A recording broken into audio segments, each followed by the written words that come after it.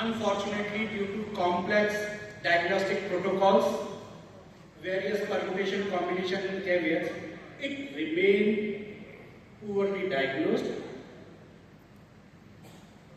These are the causes of endocrine hypertension. I am more interested in the endocrine causes, particularly adrenal.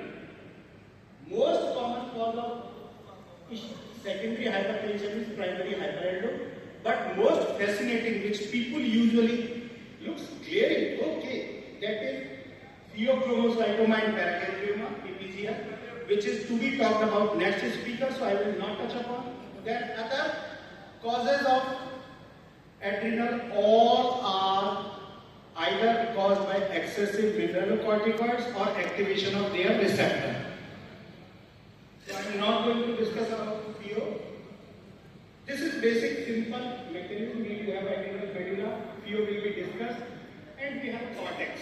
Cortex, glomerulosa, fasciculata and reticularis. Glomerulosa does produce mineralocorticoids, that is the area of primary concern. Yes, even when you are producing more cortisol, that also overtake the mineralocorticoid receptor, as I already said.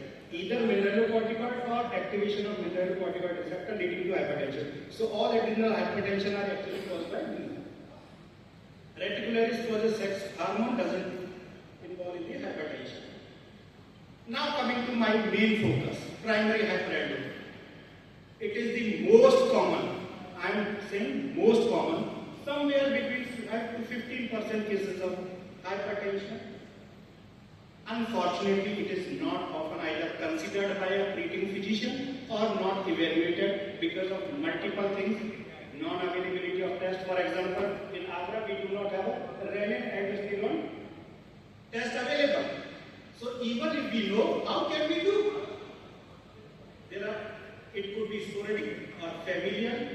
There are a lot of causes. We can go academically, adrenal hyperplasia, classical adrenal adenoma, Cone syndrome. Everybody has read the fascinating syndrome's name, Cone syndrome, that is adrenal adenoma. Actually, it is less common. Most common thing now we are knowing, it is the adrenal hyperplasia, which often unrecognized on imaging. These are the actual conditions which I want to focus. How common it is. In primary care, somewhere 5%, 6%. So huge number. I do not believe in the word of essential hypertension. I am not going to discuss why I do not believe essential. It is neither essential because we do not know the etiology. Referral center, higher. As you go further higher, the prevalence because of referral bias increases. Hypertension, if you are AF, 40%. Those grade 3, 12%. So somewhere hypokalemia, 28%. One of the basic in our mindset is the false notion. If patient is having hypertension with hypokalemia, then we only think of hypertension. This is untrue. Only 9 to 30% cases of hypertension does have hypokalemia. Majority does not. We will go for the only resistant hypertension. No.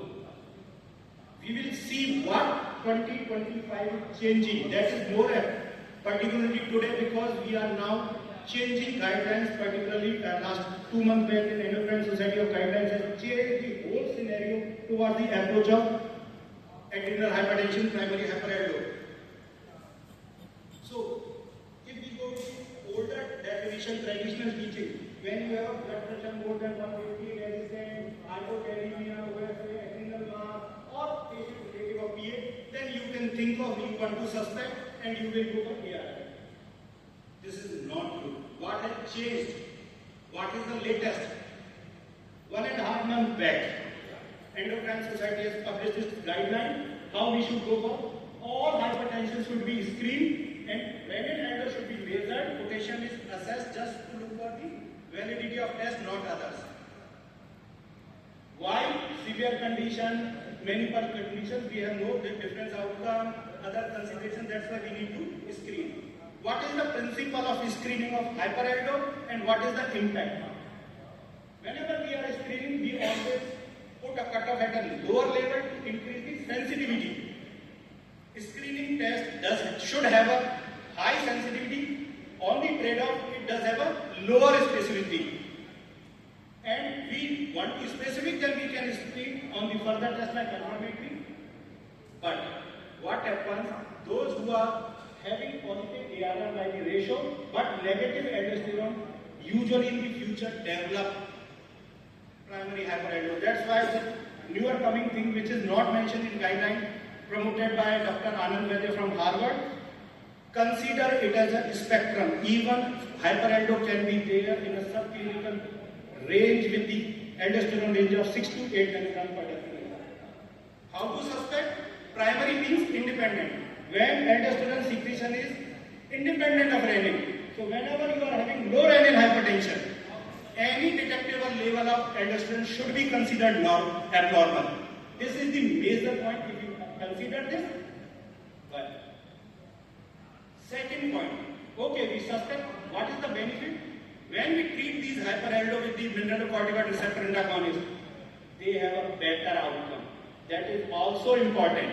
So we do have a cheaper drug which gives good utility and results, better than conventional ARB, CCB and other drugs. How to suspect? Sir, दवाई चल रही है, हमने तो पढ़ा था ये 4 drug रोक रही है. Nothing. Forget everything. Only drugs which causes mineralocorticoid receptor antagonist and epithelial sodium channel need to be blocked for 4 weeks. Still, if renin is suppressed, you need not to stop any drug. Whether he is already on mineralocorticoid, you can continue, provided either hypokalemia or renin is suppressed. All other drugs need not to be stopped. The point is, you should understand the patient is on these drugs can cause a perturbation in renin and aldosterone, particularly beta blocker can cause false negative by causing elevated renin. So this is what screening test? Renin and endo. Before performing renin and endo, endocrinologists are fond of giving salt to every hypertensive patient. When you see an endocrinologist, he will be namak zyada khao, pani zyada khao. Whether it's a fear, Subham will tell, so is the primary appetite. Salt should be repeated, hypokalemia should be corrected because hypokalemia causes low aldosterone. So you may false negative. Sample should be taken in sitting without causing hemolysis. Venous stretches should not be there. There is nothing like an ideal cutoff. ARR should be 15, 20. Nothing is absolute. It is relative. You should look for other parameters and we should look for the local laboratories ranges. What is mentioned so far currently being used as the ARR and cutoff. We are no more performing actually renin activity, we are more performing renin concentration now. Because renin activity is a bioassay. So if you are having aldosterone more than 10 and renin less than 9, then the 20 ARR is considered as a positive test if you are using by immunoassay. LCMS gives a better accuracy, so lower level, so 15 will be even positive. DRC, more than 4 ratio is considered positive by immunoassay. If aldosterone is measured by LCMS, more than 2 point is positive ARR. That's सब किया था, but negative आया, इसका मतलब इसको hyperaldo नहीं है. No. So if primary hyperaldo screening is negative, you should re-screen after some time when if there is a worsening of hypertension or development of resistant hypertension or new hypokalemia, whether spontaneous or diuretic. It is not that the spontaneous hypokalemia. If patient is on a diuretic, patient develops hypokalemia and hypertension should be suspected for hyperaldo. AF without structure of heart disease and hyperthyroidism. If someone can recall, I told hypertension with AF, 42.6% prevalence of primary hyperaldo. How to look for? Just a flow chart. You should measure renin aldo. If not, then retest. If positive, then we go further test. There are specific conditions I want to tell. Interpretation. What are the caveats? Pediatric men, there is a no specific cutoff. We have to monitor. Pregnancy can cause lower ARR. Renal failure can cause low renin and high ARR. Beta blocker can cause false positive, but people believe there is nothing like false positive. Anand Vaidya is categorically well personally discussed. That's sir कुछ नहीं होता, if renin is low it is hyper aldo, believe me, either you detect today or after 5 days. Confirmatory test क्या करना जरूरी है? सब complex diagnostic method थे, पहले ये करेंगे स्क्रीनिंग, फिर वो confirmatory test. Now the guidelines are moving away, we are now making simple. तो कंफर्मेटरी टेस्ट जब करना है तो पेशेंट को सर्जरी के लिए प्लान नहीं करना है, लेटरलाइजेशन उसका अनलाइकली है तो आप कंफर्मेटरी टेस्ट करेंगे, अदरवाइज जरूरत नहीं है। आप मेडिकल ट्रीटमेंट कर रहे हो, सर्जिकली के लिए आपकी फिट नहीं है या पहले से इमेजिंग हो रही है तो नहीं करना। सो दिस इज कि कहाँ करना है। अगर लो प्रोबेबिलिटी है तो आप ट्रायल दे सकते हैं या टेस्ट कर सकते हैं। हाई प्रोबेबिलिटी लेटरलाइजेशन की तो सीटी करना चाहिए, इमेजिंग भी सभी में नहीं करना। 35 से नीचे अगर कोई एडिनोमा है सीधा सर्जरी, 35 के बाद एडिनोमा मोर कॉमन तो एवीएस करना है। So we have to look for everything. Suppression test I said is not necessary. So it is not recommended now. आप आज तक की सारी बुक्स में पढ़ोगे, लास्ट ईयर की, इस साल की भी हैरिसन में, विलियम्स में, सभी में दे रखा है कि सब suppression test करना है, but it is not necessary. And Dr. Anand Vijay I was in a discussion for last 6 years कि नहीं करना है. We still doing just because of the कई बार हम लोग genetic test are now day by day are performing, they give a better. ये suppression test just theoretical purpose से मैंने मेंशन कर दिया है।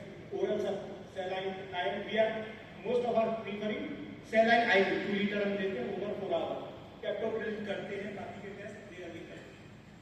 एवीएस अब ये कब करना है? अगर आपके पास लेटरलाइजेशन की पॉसिबिलिटी इमेजिंग है तो go for CT and AVS then surgery. AVS 35 से नीचे रिक्वायर्ड नहीं है, एडिनोमा है तो बायोलैटरल सस्पेक्ट कर रहे हो, जेनेटिक सस्पेक्ट कर रहे हो तो एवीएस का कोई रोल नहीं है।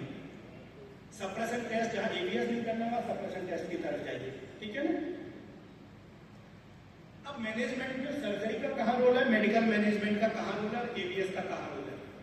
अगर आपका है कि मेडिकल मैनेजमेंट प्लान करना है तो आपको सेलाइन टेस्ट देना है, मिनरल कॉर्टिकॉइड रिसेप्टर एनालिसिस देने हैं, बायोलैटरल डिजीज है उनमें एवीएस करने की मैंने कहा जरूरत ही नहीं है। डायरेक्ट मेडिकल मैनेजमेंट या कोई पहले से चलो डिजीज था पर वो ऑपरेशन के लिए फिट ही नहीं है तो क्या करना है, हाई कोमॉर्बिड कंडीशन है, गांव में बैठे वो एक एक्सक्यूज आप रख सकते हैं कि साहब मेरे पास यूरोलॉजिस्ट और सर्जरी की फैसिलिटी नहीं है तो मैं मैनेज कर रहा हूँ, बट उसको फ्यूचर में बताना पड़ेगा कि ठीक है अभी एमआरआई दे रहे हैं, बाद में हम एवीएस जब आ जाएगा या रेफर करके सर्जरी कर। एक यूनिलैटरल में हम एवीएस अननेसेसरी अगर यंग में 10 साल से ऊपर का तो उसमें जरूरत नहीं, 35 से ऊपर बाकी में एवीएस करना है। अगर एवीएस या मैनेजमेंट करना तो क्या करना है, एमआरआई शुरू कीजिए, शुरू के 2-4 दिन पोटेशियम सप्लीमेंटेशन बंद कर दीजिए क्योंकि हाइपोटेनिया अगर हुआ है तो, क्योंकि जैसे हम एमआरआई देंगे potassium will rise. First week में देखिए, फिर 2 to 3 मंथ में क्लिनिकली एवरी मंथ देखिए, फिर एवरी 3 मंथ पे जाके BP, potassium, kidney function, renin देखेंगे। रेनिन आप देखेंगे कि बीपी अनकंट्रोल रेनिन सप्रेस नहीं हुआ तो डोज बढ़ाएंगे, बीपी कंट्रोल है चलने दीजिए, अगर बीपी अनकंट्रोल रेनिन सप्रेस है फिर डोज बढ़ाइए या दूसरी पॉसिबिलिटी अदर कॉजेस की। अब इसके बाद थोड़े से आ जाते हैं फैमिलियल हाइपरएंडो, ये तो मैंने स्पोरेडिक बता दिया, ये इसलिए इंपॉर्टेंट है। हाइपरटेंशन में 2 तरह के हाइपरटेंशन होते हैं जिसमें हम स्टीरॉइड से ट्रीट करते हैं, 3 बोलने चाहिए वैसे ideally. One is CH11 beta and 17 alpha, second is familial glucocorticoid hyper FGS।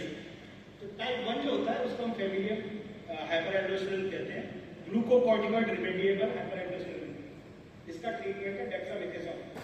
Young patient with intracranial aneurysm and haemorrhagic stroke are frequently seen in family. Young आदमी में 18-20 साल के में हाइपरटेंशन हो, ICH एन्यूरिज्म हो, थिंक ऑफ हाइपरएंडो। और मजेदार बात है ट्रीटमेंट स्टीरॉइड है।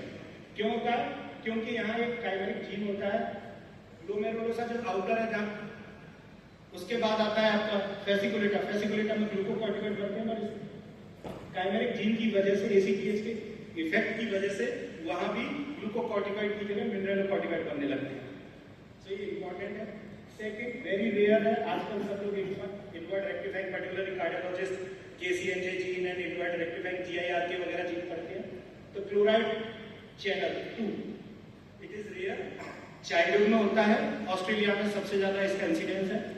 FH type 3 is important because it can cause genetic होने के बावजूद bilateral as well as the adenoma, तो यहाँ आपको सर्जरी की भी जरूरत पड़ सकती है। FH4 रेयर है, केस रिपोर्ट है, एक दो केस आ जाते हैं, सबके पब्लिश हो जाते हैं टाइम में। It is associated primary endo PA seizure neurological पासना ट्रीटमेंट मेडिकल मैनेजमेंट, ये सारे पाथवे हैं चारों हाइपर एंडो के। और ये लास्ट स्लाइड एड्रिनल हाइपरटेंशन, मैंने फियोक्रोमोसाइटोमा पैरागैंग्लियोमा जानबूझ के हटा दिया है। कैसे प्रेजेंट करते हैं? प्राइमरी जिसमें मिनरल ज्यादा हो या सीएच या एक्शन बढ़ जाएगा। अल्टीमेटली होना तो यही है और कोई पाथवे नहीं। एक्शन या तो स्यूडो हाइपरएंडो से बढ़ेगा, एक आजकल हम लोग भूल गए हो liquorice syndrome of inappropriate mineralocorticoid excess, मुलेटी आती है जिसमें लिकोरिस होता है, जिससे हाइपरटेंशन और कुशिंग सिंड्रोम हो जाता है। विद दिस और ये भी प्रेगनेंसी में होता है गेलर सिंड्रोम, जहां में रिसेप्टर्स हाइपर सेंसिटिव हो जाते हैं। प्रोजेस्टेरोन यहाँ बाइंड करता है न्यूक्लियर रिसेप्टर बीटा 035 से, और जिससे प्रेगनेंसी लिमिटेड हाइपरटेंशन हो जाता है। Thank you. Question can be asked at this. Thank you so much.